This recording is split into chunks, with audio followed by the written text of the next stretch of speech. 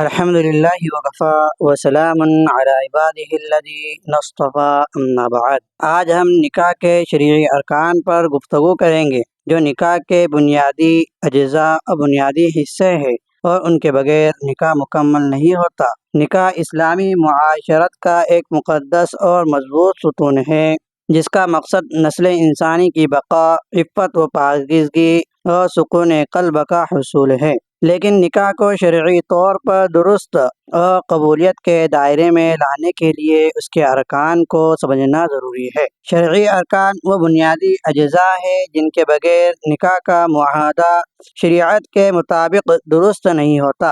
ان ارکان کی عدم موجودگی، یعنی ان ارکان کے نہ ہونے کی وجہ سے نکاح یا غیر معتبر ہو جاتا ہے۔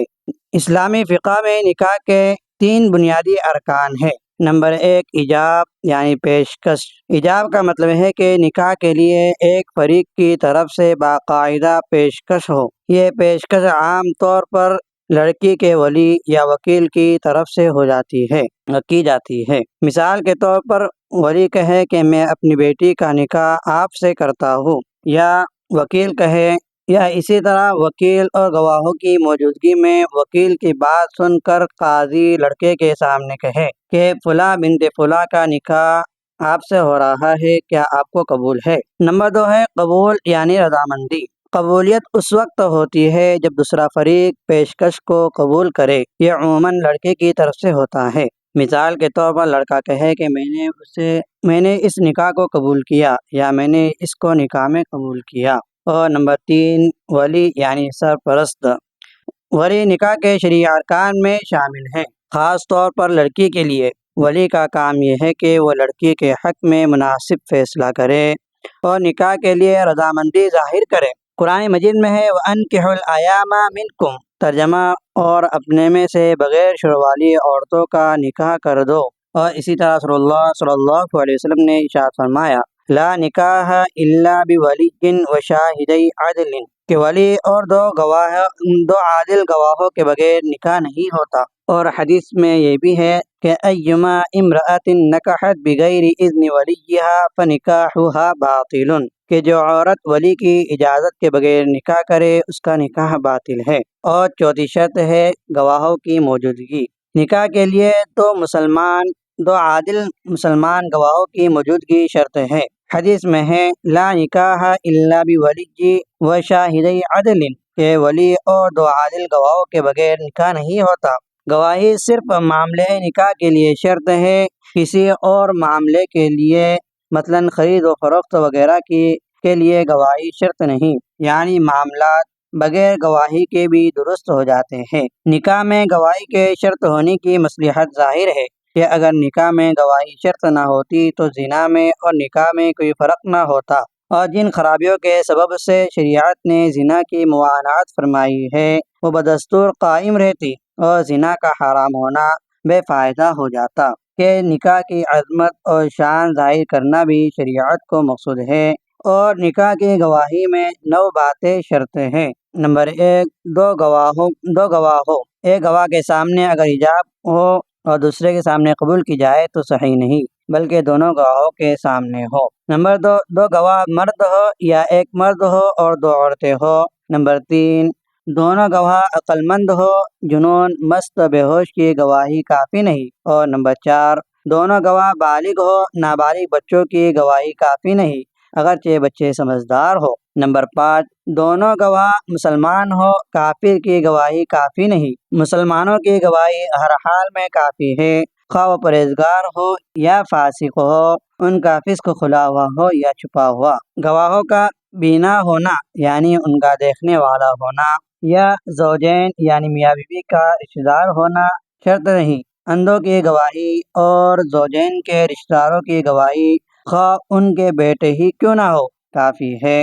نمبر 6 دونوں گواہ ایسے ہو کہ ان کو عدالت میں پیش کر سکے، یعنی گواہ فرشتے اور اللہ اور اس کے رسول کو نہ بنایا جائے، کیونکہ فرشتے جو ہمارے ساتھ میں ہیں کرامن کاتبین، ان کو گواہ نہیں بنایا جا سکتا کیونکہ ان کو ہم عدالت میں شریک نہیں کر سکتے۔ اسی طرح اللہ تبارک و تعالی ہر جگہ حاضر و ناظر ہے، تو اللہ تعالیٰ کو بھی گواہ نہیں بنا سکتے، کیونکہ ہم اپنی بندوں کی عدالت میں اللہ کو شریک اور حاضر نہیں کر سکتے۔ اور اسی طرح سرکار دو عالم صلی اللہ علیہ وسلم کو گواہ نہیں بنا سکتے، کیونکہ آپ عالم الغیوب ہر جگہ حاضر و ناظر نہیں ہے۔ نمبر 7، دونوں گواہ ایک ساتھ طرفین کے ایجاب و قبول کو سنیں۔ اگر ایک ساتھ دونوں نے نہیں سنا بلکہ ایک نے پہلے سنا پھر دوسرے نے سنا تو صحیح نہ ہوگا۔ اگر ایک نے ایجاب سنا دوسرے نے قبول، تب بھی نکاح صحیح نہیں ہوگا۔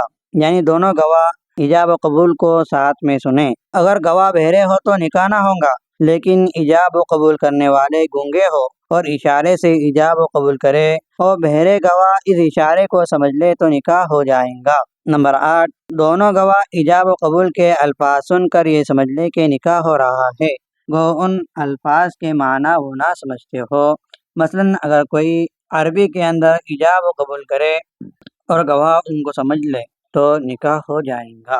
نمبر 9، دونوں گواہ کو زوجین یعنی دلہا دلہن سے واقف کر دیا جائے۔ اگر صرف دین کے نام سے اگر صرف ان کے نام سے گواہ جان جائے کہ یہ فلاں کی فلاں لڑکی ہے تو صرف ان کا نام بتا دینا کافی ہے، ورنہ میاں بیوی کے زوجین کے باپ دادا کا نام بھی ان کو بتا دیا جائے تاکہ وہ اچھی طرح واقف ہو جائے کہ کس کا یہ نکاح کس سے ہو رہا ہے۔ بلکہ بعض نے یہاں تک لکھا ہے کہ اگر لڑکی پردے میں ہو تو گواہ لڑکی کا پردہ اٹھا کر چہرے کا حجاب اٹھا کر دیکھے تاکہ بعد میں عدالت میں جانے یا کوئی مسئلہ کھڑے ہو تو وہ گواہی صحیح طریقے سے دے سکے۔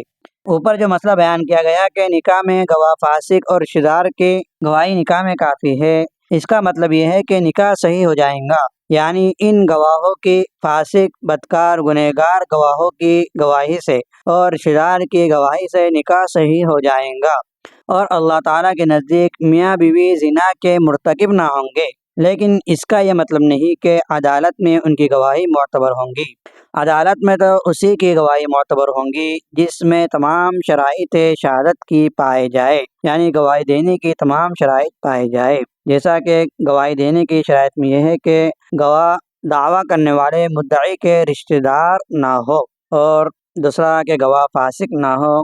بس اگر بعد میں میاں بیوی کا معاملہ یہ عدالت میں پہنچ جائے اور دونوں میں سے کوئی ایک اس نکاح کا انکار کرتا ہے اور دوسرا نکاح کو ثابت کرتا ہے، اب قاضی اگر گواہوں کو طلب کرے اور گواہ اگر فاسق گنہگار ہوگا تو اس کی گواہی بھی قبول نہیں ہوں گی، اور اسی طرح اگر رشتہ دار ہوگا تو قاضی کے یہاں اس کی گواہی بھی قبول نہیں ہوگی۔ رشتہ دار سے مراد ایسا رشتہ دار جو اس کا ذی رحم محرم ہو، قریبی رشتہ دار ہو جیسا بیٹا بھتیجا ہو یا باپ وغیرہ، اور قاضی اس نکاح کو قائم نہ رکھے گا بلکہ فسخ کر دے گا۔ اور بحر الرائق میں مسئلہ ذکر ہے کہ مستحب ہے کہ ایجاب و قبول کے مکمل ہونے کے بعد نکاح نامہ تحریر کیا جائے، اور آج کل نکاح نامہ تحریر کر دیا ہی جاتا ہے اور کر لینا ہی چاہیے، اور آج قانونی پابندیاں اور مجبوری بھی ہے جس کی بنا پر آج ضروری ہو گیا ہے کہ نکاح نامہ تحریر کر لیا جائے۔ نکاح اسلامی عبادت اور معاملات میں ایک اہم اور مقدس عقد ہے، معاملہ ہے۔ عقد یعنی معاملہ ہے۔ نکاح یہ من وجہین عبادت ہے اور من وجہین معاملہ ہے۔ من وجہین عبادت ہے کہ اللہ تبارک و تعالیٰ نے نکاح کا حکم دیا اور سرکار دو عالم صلی اللہ علیہ وسلم کا طریقہ ہے، اور من وجہین معاملہ یہ ہے کہ دو اجنبیوں کے درمیان ایک معاملہ اور ایک معاہدہ ہوتا ہے جس کی بنا پر دونوں ایک ہو جاتے ہیں اور دو خاندان ایک ہو جاتے ہیں، تو یہ من وجہین عبادت ہے اور من وجہین معاملہ ہے۔ تو اس کا انعقاد ایک خاص ترتیب اور شرائط کے ساتھ کیا جاتا ہے۔ مجلس نکاح میں چند امور انجام دیے جاتے ہیں۔ نمبر 1، نکاح کی جگہ اور مجلس کا تعین۔ تو نکاح کے لیے کوئی خاص جگہ یا وقت متعین نہیں ہے، شرط نہیں ہے، لیکن بہتر ہے کہ نکاح مسجد میں یا کسی پاکیزہ مقام پر کیا جائے۔ البتہ مسجد میں نکاح کرنا مستحب ہے، اور نکاح کی مجلس میں دونوں فریقین دلہا دلہن کے نمائندے ولی اور گواہ موجود ہو، اور نکاح سے پہلے خطبہ نکاح پڑھا جاتا ہے جس میں قرآن و حدیث کی روشنی میں نکاح کی اہمیت بیان کی جاتی ہے۔ خطبے کی مصنوعی شکل میں عام طور پر چند آیتیں پیش ہوتی ہے۔ نمبر 1، سورہ نساء کی آیت یا ایھا الناس اتقوا ربکم الذی خلقکم من نفس واحدہ، اے لوگو اپنے رب سے ڈرو جس نے تمہیں ایک جان سے پیدا کیا۔ اور سورہ آل عمران کی آیت یا ایھا الذین آمنوا اتقوا اللہ حق تقاتی، کہ اے ایمان والو اللہ سے اس طرح ڈرو جیسا کہ ڈرنے کا حق ہے۔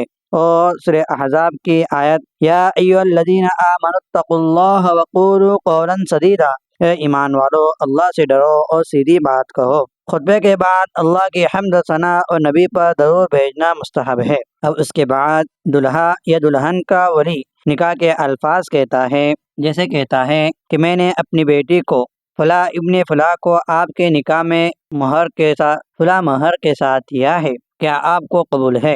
اور گواہاں اس کے بعد کی تصدیق کرتے ہیں، تو جواب میں دلہا کہتا ہے کہ میں نے قبول کیا۔ ایجاب و قبول ایک ہی مجلس میں ہونا شرط ہے، دونوں فریقین کے الفاظ صاف اور واضح ہو، گواہوں کی موجودگی ہو، نکاح کے لیے کم از کم 2 عاقل بالغ مسلمان مرد گواہ ہو یا ایک مرد اور 2 عورتیں ضروری ہے۔ گواہ نکاح کے ایجاب و قبول کو سنیں اور اس پر گواہی دے۔ مہر نکاح کا ایک اہم حصہ ہے جو دلہا پر فرض ہے۔